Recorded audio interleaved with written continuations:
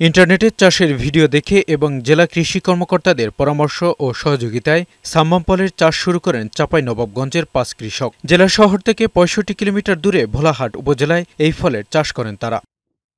ফলটি মরু অঞ্চলে চাষ হলেও ভোলাহাটে মাটির উপযোগিতা থাকায় দেশের মাটিতে চাষ করে বাজিমাত করেছেন কৃষকরা। ১৫ বিঘা জমিতে এই ফলের চাষ করে বাজার মূল্য পাওয়ায় লাভের আশা করছেন তারা।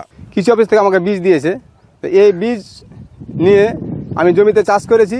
আমার ফল আল্লাহর রহমতে খুব ভালো হয়েছে। তো দেখছি আমার আব্বা চাষ করেছে, দেখলাম যে আসলে জমিতে ফলটা হয়েছে খুব সুন্দর, ফলনও ভালো।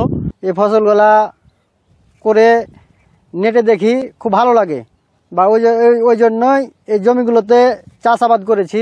জেলা কৃষি সম্প্রসারণ অধিদপ্তরের এই উপপরিচালক জানান, কেউ যদি এই ফল চাষ করার আগ্রহ প্রকাশ করে তাকে সকল ধরনের সহযোগিতা করা হবে। আমরা আলোচনা করব, যদি এইটা কৃষকের জন্য লাভজনক হয় তাহলে অদূর ভবিষ্যতে আমরা কৃষি সম্প্রসারণ দপ্তরের পক্ষ থেকে এটা যাতে আরও সম্প্রসারিত হয় সেই ধরনের উদ্যোগ গ্রহণ করা হবে।